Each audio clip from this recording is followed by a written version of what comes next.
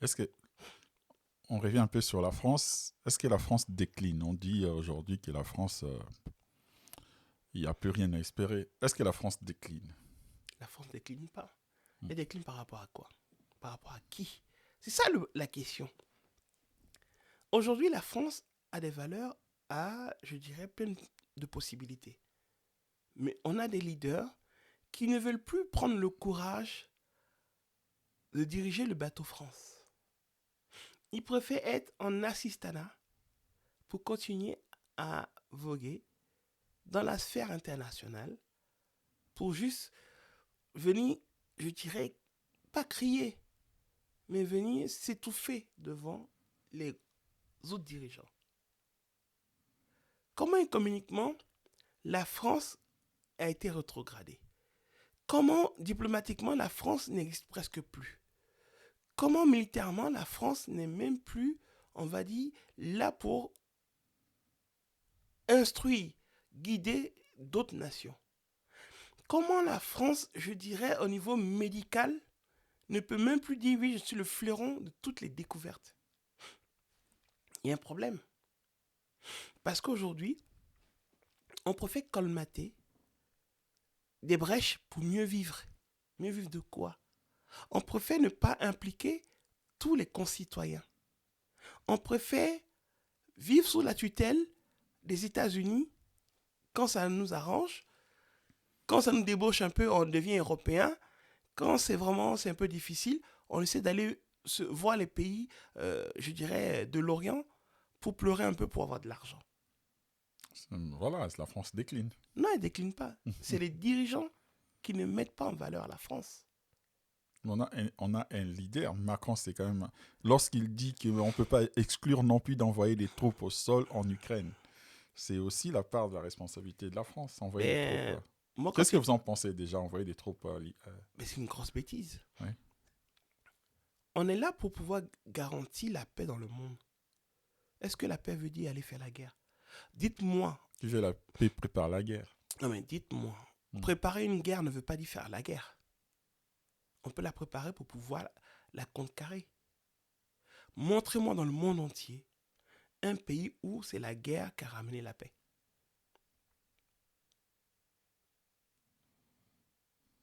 Il faut commencer par là. Voilà. Aujourd'hui, quand on prend à la Deuxième Guerre mondiale, ce n'est pas la guerre qui a ramené la paix. C'est les dirigeants qui ont eu le courage de s'asseoir à table et d'imposer à l'Allemagne sa défaite. Aujourd'hui, que ce soit le peuple russe ou C'est parce autre, que l'Allemagne a été aussi battue militairement qu'elle a été... pas vraiment. ouais. Elle pouvait aller jusqu'au suicide, l'Allemagne.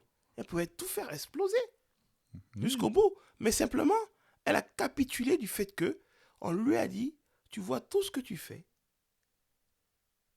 N'oublions pas, chers auditeurs, une guerre, c'est de l'argent. hmm. Quand un pays fait la guerre, c'est de l'argent. Et l'Allemagne, quand elle a fait la guerre, elle a à un moment besoin d'argent. Et dans toute guerre, dans toute chose, il y a toujours des hommes de l'ombre qui se nourrissent de ces guerres. Ils financent les guerres comme ils la définancent. Voilà la réalité. Faut-il continuer à soutenir l'Ukraine? Récemment, on a donné 3 milliards. Mais Est-ce qu'il faut qu'il aujourd'hui, continue ou bien il faut arrêter? aujourd'hui, que ce soit depuis Hollande, tout le monde a commencé à parler de cette démocratie participative, de ces référendums, de tout. Même la constitution française n'a pas été respectée sous Sarkozy. Tous les Européens, tous les Français ont voté non pour on va dire la constitution française et choses européennes, sauf qu'il l'a validé derrière. Donc c'est la même chose. Aujourd'hui, c'est de dire à l'Ukraine, à la Russie, asseyons-nous et discutons. Trouvons des compromis. Hmm. Parce que là, c'est des concitoyens qui meurent. Aujourd'hui, on doit bâtir des nations. On doit bâtir une humanité forte qui doit prendre en compte la protection de la planète. Aujourd'hui, quand je vois tous ces mondes qui viennent faire les G, je ne sais plus combien, disent oui, il faut protéger la planète. Mais quand on lance des kilos de bombes qui explosent, c'est comme ça on protège la planète. Voilà la question aussi. Hmm. Quand on voit des avions qu'on fait décoller à tout moment parce qu'il y a un avion opposant qui passe à côté ou bien quoi, c'est quoi? C'est ça protéger aussi la planète? Quand on dit, bon, par rapport à cette guerre, il faut faire le tour de la planète pour pouvoir faire passer les marchandises, ou bien, c'est ça protéger la planète? Donc, toutes ces personnes, tous ces dirigeants qui disent, oui, il faut aller, va en guerre, il faut truc. Mais qu'ils aillent eux en guerre. Si le président Macron veut faire la guerre parce qu'il a envie de jouer aux petits soldats, mais qu'on lui donne une arme, qu'il aille sur le front. Et la Constitution permet à ce qu'il puisse aller sur le front. Puisqu'il est chef des armées, qu'il aille sur le front. Non, il est chef des armées, il peut envoyer des militaires. Non, qu'il aille sur le front. Parce qu'un vrai chef de l'armée, il est sur le front avec ses hommes. Qu'il aille sur le front. D'accord. Et ici, il passera la main, simplement, au président du Sénat, qui va diriger en son absence. Il n'y a pas de problème. Là, moi-même, je serais prêt à voter pour qu'il aille. Et il verra. Feu, mon père disait toujours, puisqu'il était général des armées, il disait toujours, mon fils, une guerre, on sait comment on peut la commencer. On sait quand on la commence. Mais pour l'arrêter, on ne sait pas. Donc, fais tout pour ne jamais commencer une guerre. Si tu dois user de ta personnalité pour pouvoir t'asseoir et faire asseoir les belligérants et discuter, fais-le. Si tu dois en souffrir ou bien quoi, fais-le. Là-dessus, je peux saluer 3 présidents qui ont eu ce courage. Lequel? Le président Sarkozy, qui s'est levé pour aller voir le président russe quand il voulait attaquer la Géorgie. Pour dire non, arrête. Tu veux un truc, on trouve un compromis. Tu veux quoi? Quelques terres, il n'y a pas de problème. On trouvera des compromis. Mais on tue personne. On a le président Chirac. Oui, vas-y, non, attaque tout. Il dit non, je n'attaque pas. Avec de Villepin-Tout, ils sont battus pour ne pas attaquer l'Irak. Ils l'ont fait. Oui. On a eu aussi Pompidou. On dit oui, vas-y en Indochine, va, tu détruis tout. Tu vois. Il a dit non, je ne vais pas, ça ne me concerne plus. On a vécu des choses là-bas. C'est bon. D'accord.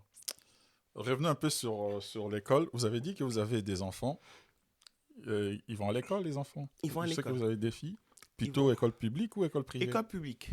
Elles ont droit à l'école privée, mais je dis non, elles vont en école publique. D'accord. Parce que je me vois en tant que dirigeant mettre mes enfants dans le privé, leur donner tout ce qu'il faut et vouloir guider le reste de la population à dire non, voici comment tu dois faire.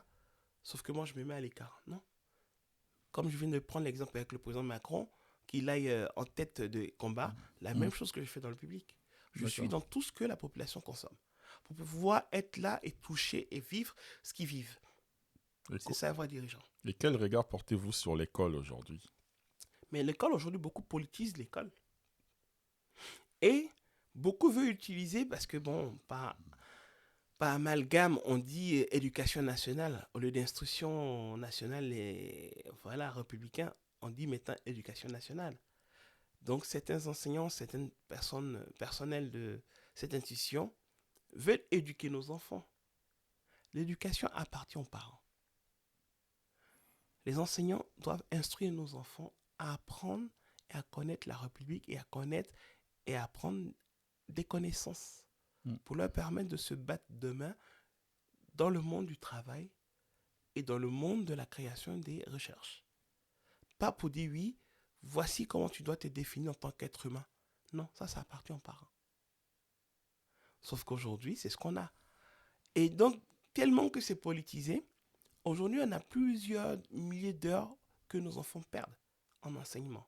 À la fois parce qu'on bloque des jours, il y a des communes qui ne veulent pas mettre le service minimum parce qu'ils disent oui, c'est anticonstitutionnel parce qu'on a le droit de grève. Mais tu as le droit de grève, mais tu n'as pas le droit d'empêcher ceux qui ne vont pas gréver de vivre. Donc, il y a tout ça. Aujourd'hui, il faudrait plutôt mettre un vrai référendum. Il faudrait plutôt mettre une vraie prise de conscience des populations qui va permettre de pouvoir...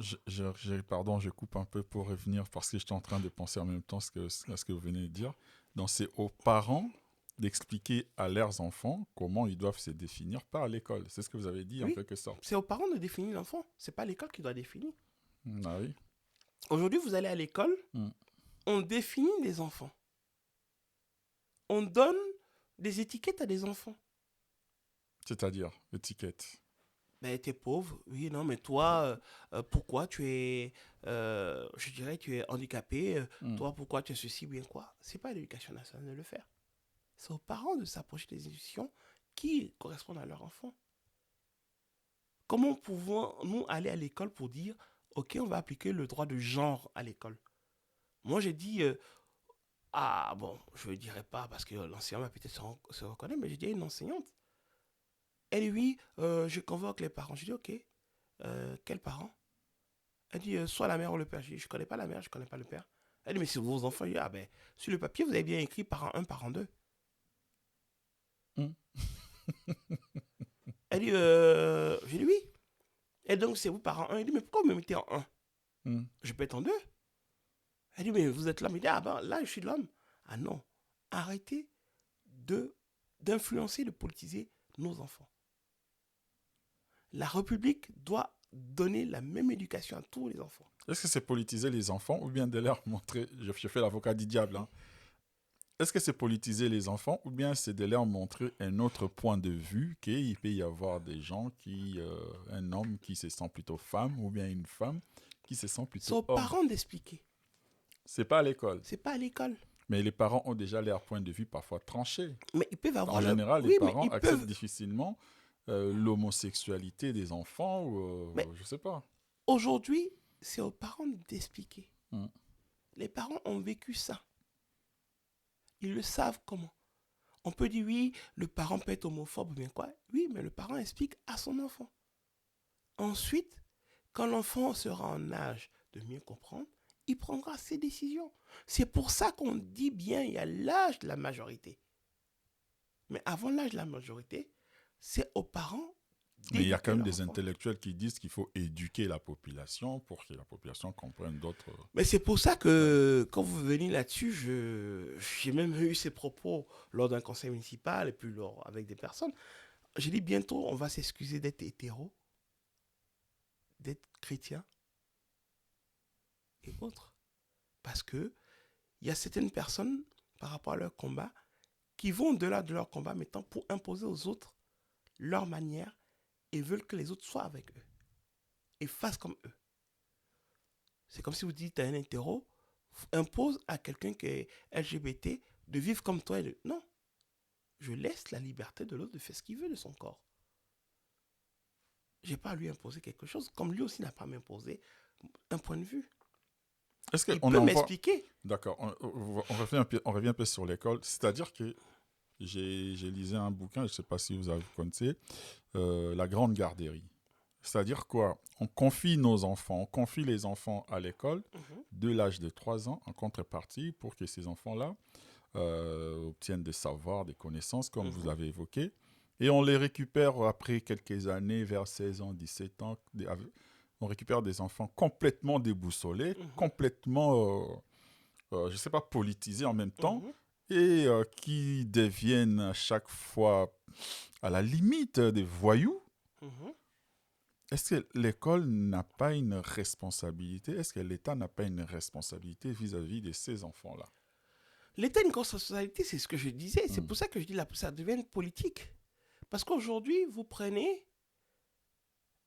Les enseignants déjà ne sont pas assez formés. D'accord? Aujourd'hui, on commence à ramener le mal de la rue à l'école. Et le mal d'une commune à l'école. C'est pas à l'école de le faire. Voici la réalité. Quand un parent met son enfant au monde et qui dit à l'école, aide-moi à instruire mon enfant, il ne dit pas, aide-moi à éduquer mon enfant, aide-moi. Il dit non, aide-moi à donner les outils à mon enfant pour avancer. Regardez aujourd'hui, vous prenez un exemple. Souvent des parents qui ont une certaine réussite, ces enfants embrassent la même réussite que les parents. Quand ils sont médecins, bien quoi, souvent ils poussent à ce que l'enfant soit médecin. Médecin aussi. Parce que tout simplement, il fait un complément de l'instruction qui a été donnée à l'école à son enfant à travers la pratique qu'il a et il donne une éducation. Comment se comporter, comment avancer. Mais aujourd'hui, on ne peut pas l'avoir. Quand vous êtes venu, vous m'avez parlé des enfants des cités. On va revenir là-dessus. À la fois des cités et de l'école. Je vais peut-être hausser la voix, le ton, mais je le dirai haut et fort. C'est légitime. Mais c'est vraiment mécréant et inhumain d'entendre ça. Quand j'entends à longueur de journée des journalistes, je dirais des chroniqueurs, des analogues qui viennent sur les chaînes de télé pour dire oui, c'est les banlieues qui sont les plaies de la République, c'est les banlieues autour, ça vient, ça crame, ça fait tout ça. Et entendre certains politiques qui disent oui, les banlieues poussent à venir au grand remplacement. Je leur dis diantre, mais vous nous prenez pour qui? Il y a plus de 40 ans. Coluche le disait. Il y a des problèmes dans les cités, il y a des problèmes partout. Vous ne prenez pas pour des citoyens comme tout le monde. Vous nous prenez pour des concitoyens. Parce que tout simplement, vous ne nous respectez pas. Moi, je rappelle une chose. Ces enfants dans les quartiers, dans ces cités, n'ont pas totalement l'éducation, n'ont pas totalement l'instruction. Pourquoi? Leur mère voit leur père. C'est eux qui vont éduquer les enfants des autres. Parce qu'ils sont nounous, ils sont auxiliaires, ils sont gardes. Mais il n'y a personne pour s'occuper de leurs enfants. Et c'est aux élus locaux d'aider à s'occuper de leurs enfants, mais qui abandonnent ce poste. Oui. Les parents sont obligés de faire 2 ou 3 boulots. Parce que tout simplement, à l'école, on leur dit oui, il y a une sortie d'école, oui, il faudrait payer ceci pour l'enfant. Moi, dans mon programme, je l'avais dit, l'éducation et l'instruction commencera avec les parents, tout, depuis toutes les cités, tout, avec l'implication des politiques. Parce que c'est bien beau d'accuser ces enfants pendant que leurs parents donnent l'éducation à vos enfants. Aujourd'hui, vous prenez des enfants de, je dirais, de beaux quartiers ou quoi, leurs nounous viennent des bas quartiers. Leur nounou passe toute la journée avec cet enfant, leur donne une éducation. Leur dit ne fais pas ça, c'est pas bien. Mais la même nounou a son fils qui est de l'autre côté, qui écume les commissariats. Et c'est ça la République. Oui, quand on parle de grand remplacement, quand vous m'avez posé la question, oui, certains disent le grand remplacement, peut-être que aussi demain. Mais le grand remplacement, c'est de mettre les choses déjà en place avant de remplacer. C'est de considérer tous les enfants de la République comme enfants pupilles de l'État. Ouais. Parce qu'une fois qu'on considère ça, on ne verra pas le grand remplacement. On dit oui, ils n'ont pas envie de travailler, ils n'ont plus de job. Mais ils n'auront aucun job si c'est la cité qui leur donne une éducation. Le père n'est pas là. Le matin, ils sont tous en groupe, ils vont à l'école. Ils arrivent à l'école les politise avec des arguments qui sont souvent, je dirais, proches de l'endoctrinement. Ils sortent de là, on les envoie dans un centre de loisirs où ils retrouvent les mêmes aînés qu'ils retrouvent dans le quartier. Oui. Vous voulez quoi?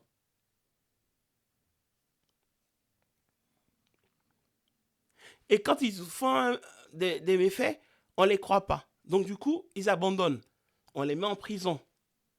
Ou bien en centre de correction. Mais sauf que là-bas, ils retrouvent encore qui? Les mêmes amis de quartier. Ben, pour eux, ils ne voient pas vraiment de différence à un moment.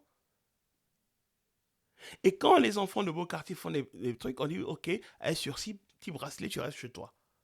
Ou souvent, pas de condamnation.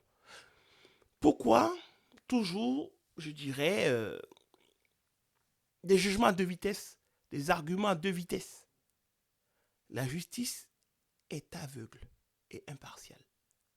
C'est pour ça, je dirais,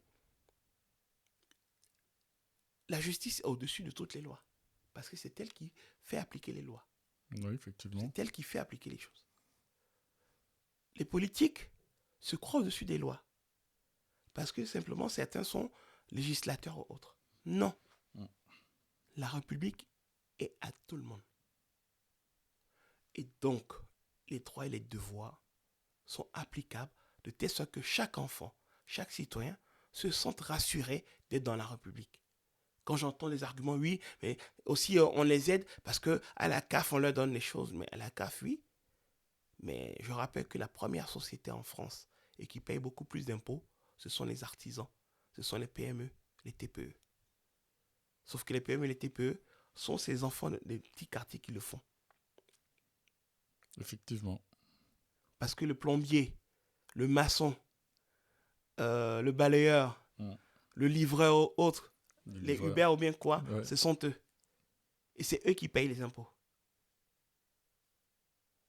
Les grosses sociétés font tout pour avoir une défiscalisation. Optimisation officielle. Donc, dites-moi, qui doit être à plaindre? Bref. Donc, on reste toujours sur la France. Est-ce que le monde rural, est-ce que l'agriculture française, c'est en train de sombrer? L'agriculture française, oui, sombre. Pourquoi? Parce qu'on met trop de règles à l'agriculture française. Des règles européennes qui ne sont qu'appliquées en France, mais pas dans les autres pays européens. Et le libre-échange, la libre circulation des biens, des produits et des personnes font que des produits de certains pays qui ne respectent pas totalement les normes européennes se déversent sur nos marchés ici. Et nous sommes dans une phase où on est dans la surconsommation et la surproduction. Plus de 54% des produits périssables vont à la poubelle. Il faut faire de la croissance. Oui, mais la croissance ne veut pas dire gaspillage. C'est ça le truc. C'est qu'on oublie une chose. La population qu'on a n'est pas une population qui augmente, on va dire exponentiellement, du jour au lendemain. C'est une croissance qui augmente, certes, mais sur une durée. Donc on ne peut pas demander une production, une surproduction, pour on va dire production, pour une surconsommation qui n'a pas de fait. Aujourd'hui, les déchets ménagers augmentent parce que ces derniers achètent pour acheter, parce qu'on fait des promos pour pouvoir écouler tous les stocks. Et les centres-villes meurent. Or, avant, quand on avait des centres-villes, la production était contrôlée. Parce que le boucher ou le boulanger ou autre savait la population qui était là, savait les habitudes des populations. Sauf que les hypermarchés, supermarchés ne font que des constats par rapport à des chiffres. Combien qui rentrent, mais pas par rapport à qu'est-ce qu'ils consomment. Voilà. C'est leur modèle. Oui, mais c'est leur modèle, sauf que le modèle ne correspond pas aujourd'hui au marché français. Quand on dit aux agriculteurs, ok, ta vache elle a produit tout, ok, bon ton lait on le prend à 40 centimes, tout compris. Il dit, ok, le litre 40 centimes, d'accord, il regarde, ben tu le vends à combien? Ah non, mais t'inquiète, je le prends comme ça, et puis voilà. Ben, il dit, d'accord, il nourrit, il gave encore plus ses animaux, à plus produit du lait, avec des antibiotiques, tout pour encore plus produit. Mais à la longue, où est la différence entre nous et puis les Américains avec les OGM? Il faut nourrir toute la population. Mais la population se nourrit déjà, elle ne meurt pas de faim. Ah, ouais. Oui, ne meurt pas de faim, mais déjà, bon, peut-être qu'il faut surproduire pour baisser les prix parce que les gens, Pas forcément. n'ont pas de moyens pour acheter. Pas forcément. Aujourd'hui, si on fonctionne dans des circuits courts, si on fonctionne avec des... Ça coûte cher des circuits courts parfois. Ça coûte cher à cause de quoi les circuits courts? À cause des normes.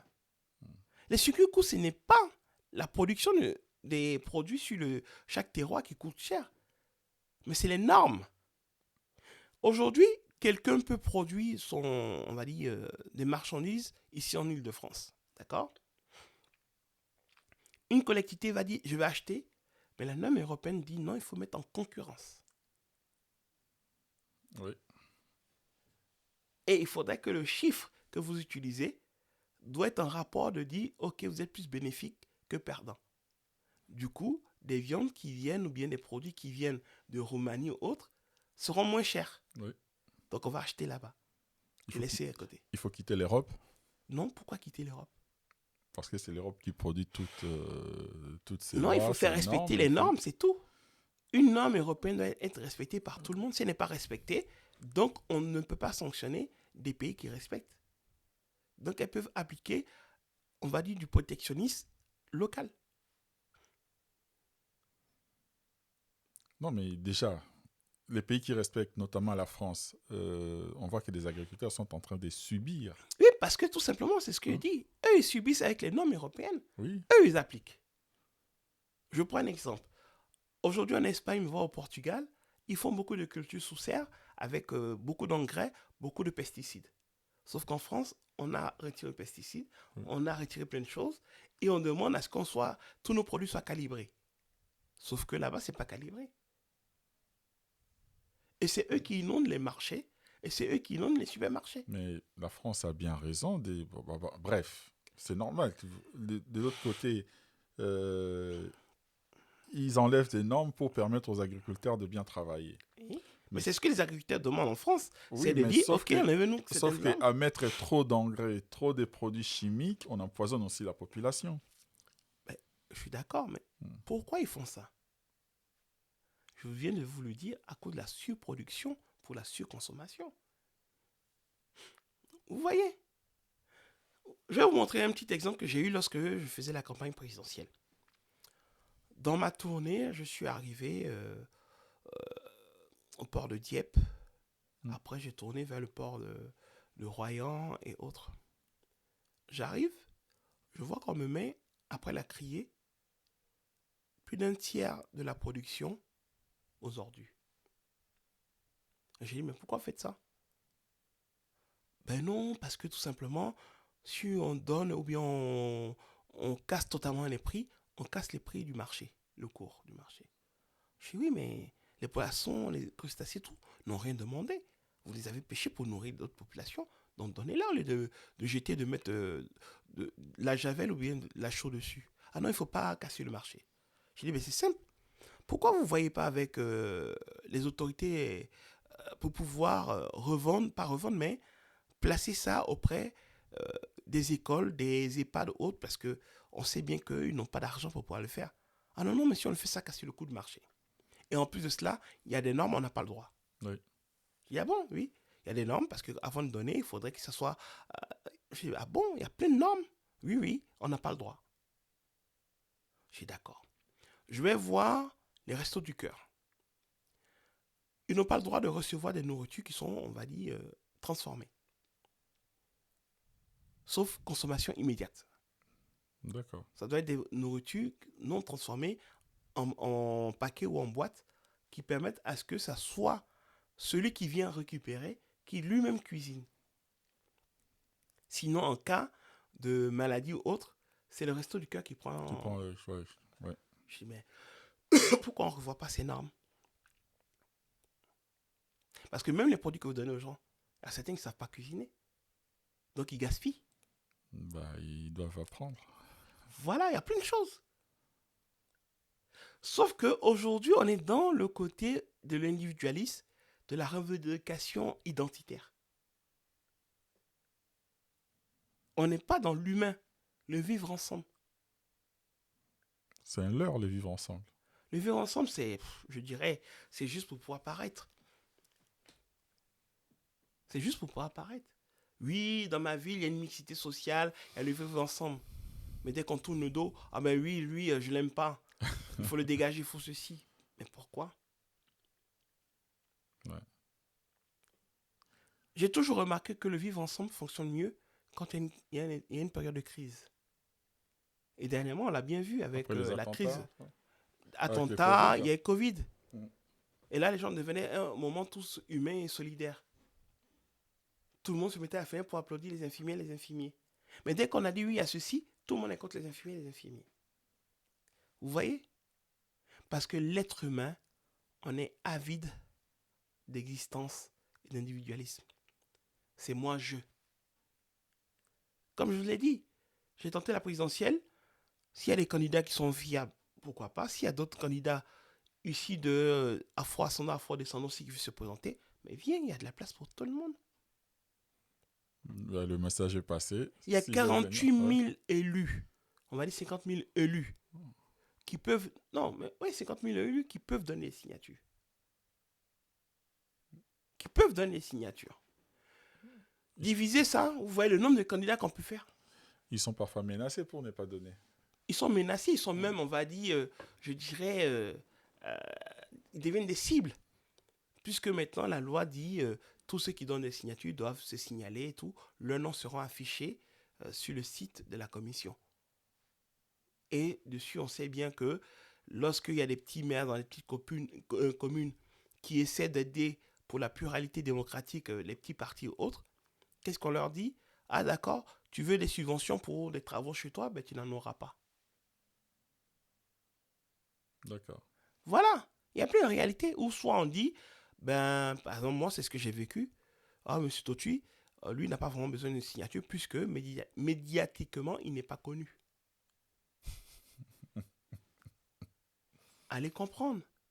Donc ce qui veut dire qu'aujourd'hui, c'est les médias qui font des politiques et non la population et non, je dirais, un projet commun qui fait la politique. C'est juste les médias. Effectivement. Et c'est pour ça que moi je me plains parce que quand je dis individualiste, on est tout dans un monde où tout est prédéfini à se taper là-dessus. Prenez les journaux, prenez n'importe quelle émission. C'est soit on fait totalement la distraction, soit on vous fait peur. Mais il n'y a rien qui fait la promotion de la réussite, la promotion des produits français. L'agriculteur dans les prairies, au lieu de mettre en valeur ces produits qu'il fait autres, on dit oui, on va faire plutôt l'amour et dans le pré. Qu'il a besoin d'amour.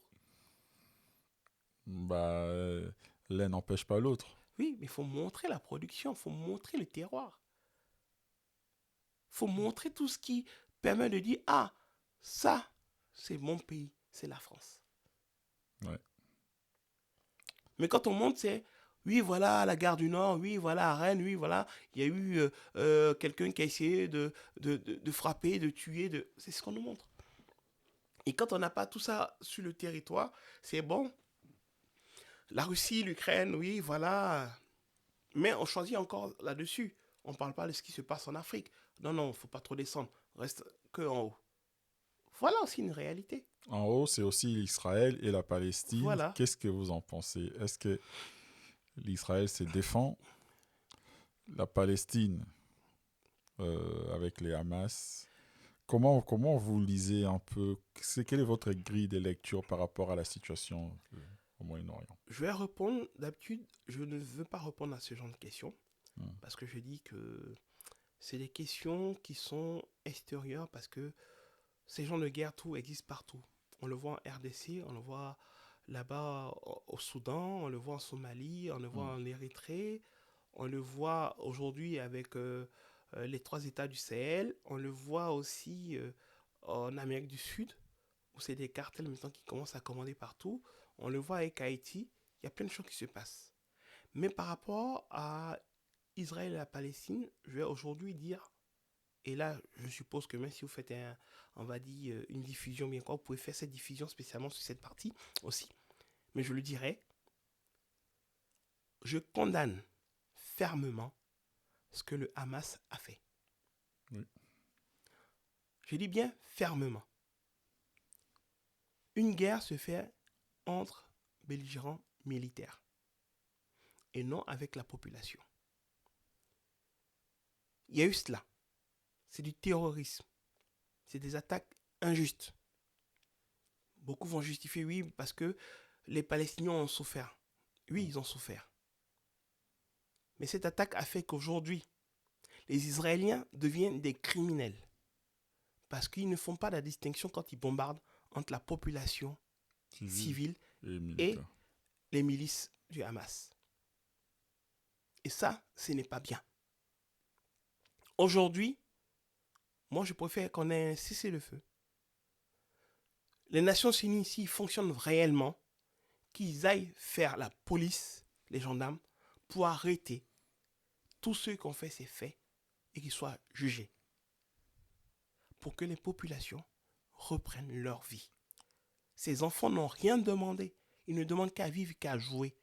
Aujourd'hui, leur jeu ne se résume qu'à jouer avec des cartouches, des balles, l'ont tiré autres. Parce que tout simplement, c'est ça leur quotidien. À mourir de faim. Donc, c'est-à-dire que les Nations Unies n'existaient pas. Ben, les Nations Unies, je ne vois pas son rôle. Hmm. Plusieurs guerres ont été faites sans l'aval des Nations Unies. L'invasion de l'Irak, d'Afghanistan. La guerre en Érythrée, au Soudan. La Libye, il y avait l'accord. La Libye, je n'ai pas vu l'accord, moi. Quelle résolution? Non, il y avait un accord, il y avait une résolution Non. qui permettait à la France d'aller sécuriser. Oui, sécurisé, mais pas d'effet un président. Voilà le problème. C'est qu'aujourd'hui, on se croit, on va dire, avoir tous les pouvoirs pour aller défaire les présidents quand ils ne rentrent pas dans la norme économique que nous avons décidée. On l'a vu avec l'Irak. Quand est-ce qu'on va mettre M. Bush en prison?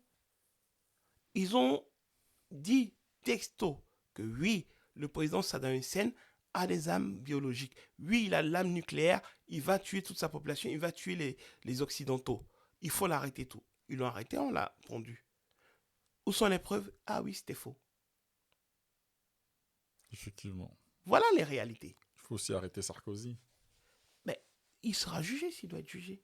Pas arrêté. Moi, je ne demande pas à être arrêté. Qu'il soit jugé s'il y a eu des défaits. S'il n'y a pas eu des résolutions, tout, il sera arrêté. Mais pour le président Bush, il n'y a pas eu d'accord des Nations Unies. Il est allé en guerre. Et aujourd'hui, on se plaint de ce qui se passe avec la Russie et l'Ukraine, qui vont en guerre sans accord. Donc, à quoi servent les Nations Unies? Et moi, président, je demanderai une réforme de toutes ces institutions.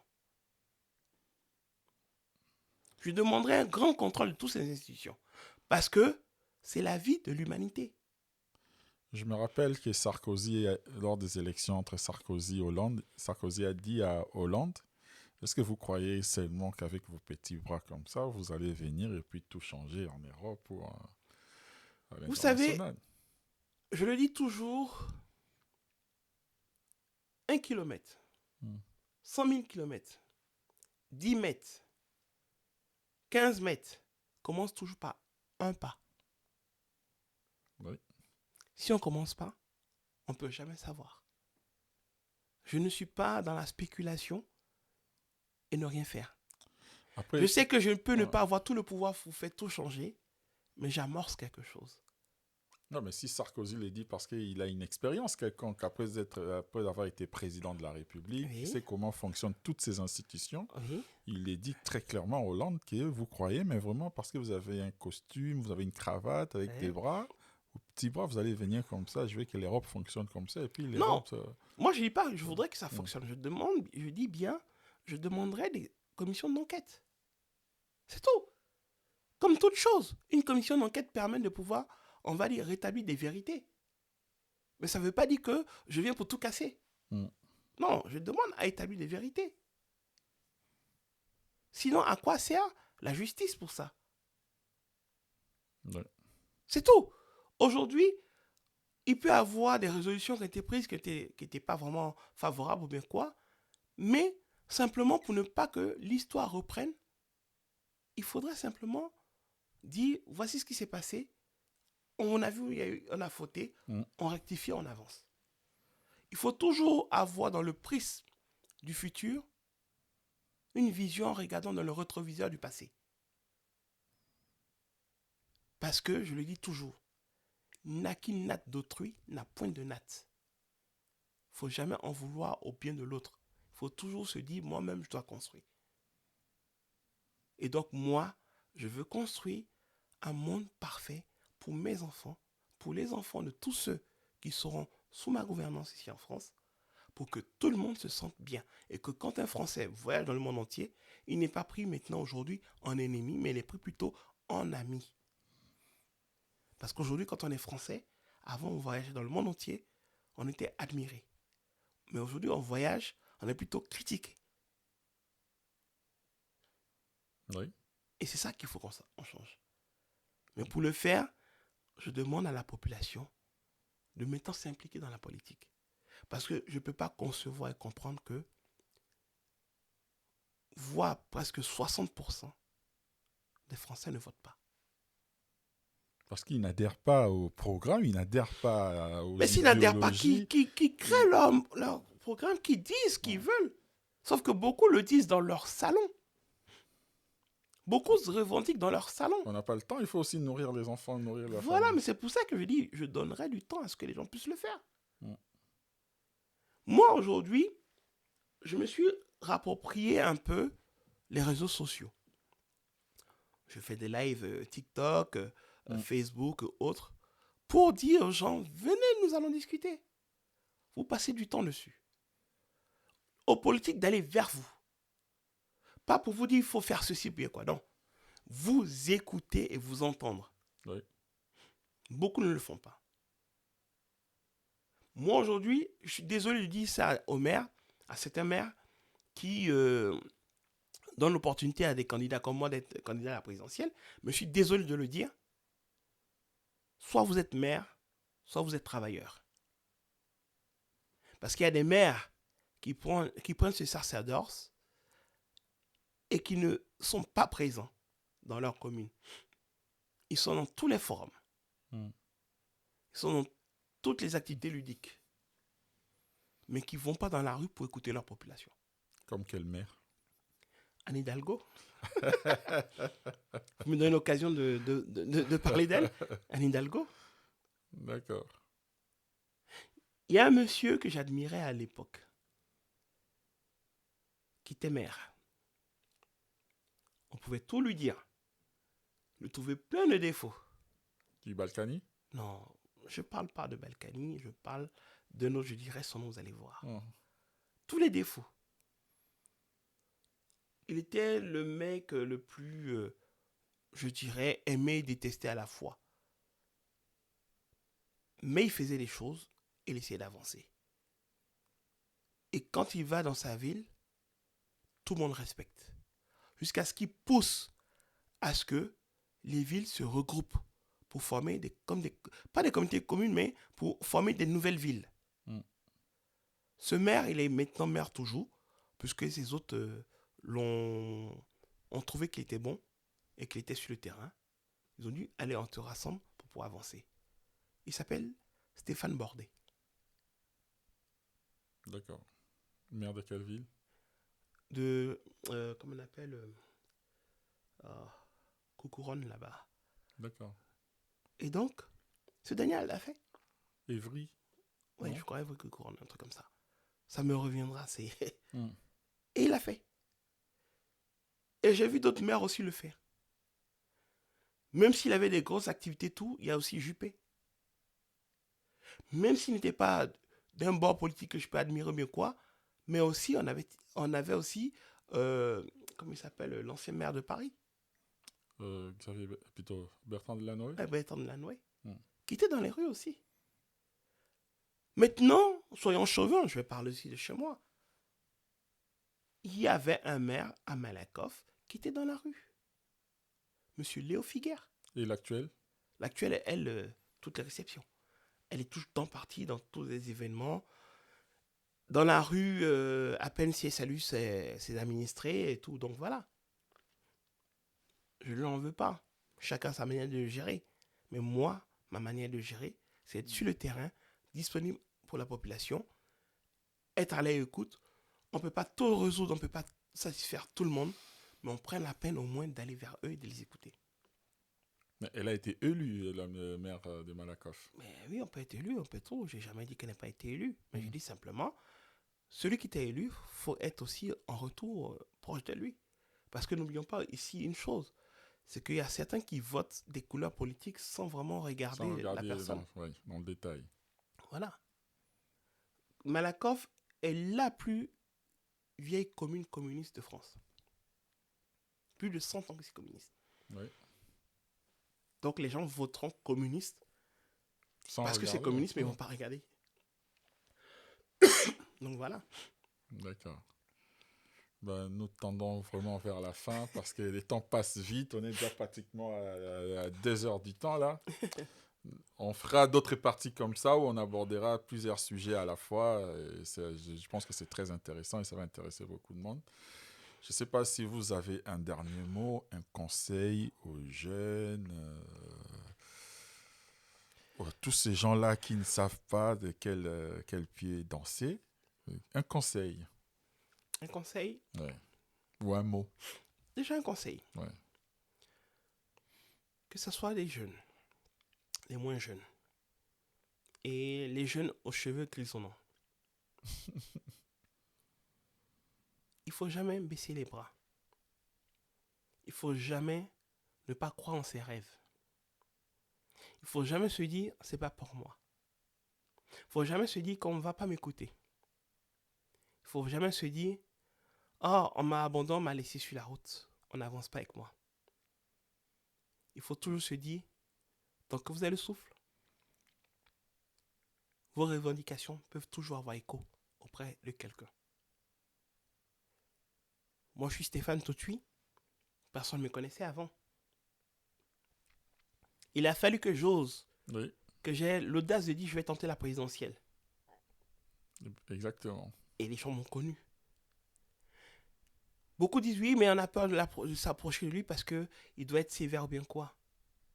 Mais le fait que j'aille vers les gens, ils vont dire, ah ben, il est plutôt cool. Je peux avoir des lacunes souvent de locution. Je peux avoir des lacunes d'image sur les réseaux sociaux et partout. Je peux avoir des lacunes de représentation. Mais je le dis, ensemble, nous pouvons tout bâtir. Donc si vous remarquez qu'il y a des défauts autres, ne restez pas en reste. Venez. Rejoignez-moi, rejoignez mon équipe. Mettez-vous au service, pas de Stéphane Totui, mais de la République. N'attendez pas à ce qu'on puisse vous donner quelque chose. Dites-vous que oui, vous avez aussi votre place. Et prenez ce proverbe que j'aime bien donner à tout le monde, même à mes enfants, qui est d'Oscar Wilde qui dit « Vise la lune, au pire des cas, tu tomberas dans les étoiles. » C'était mon mot de la fin. En tout cas, merci de nous avoir suivis. Et j'espère vous avoir donné l'envie, le rêve d'avoir le rêve français. Parce que le parti Douce France, c'est de vous redonner goût à la France et à rêver. Rêver le rêve de tous les jours et de pouvoir dire les ambitions sont possibles. Parce qu'on a le rêve américain, on a le rêve russe, le rêve chinois, on a le rêve dans des dictatures où les gens disent on voudrait des révolutions.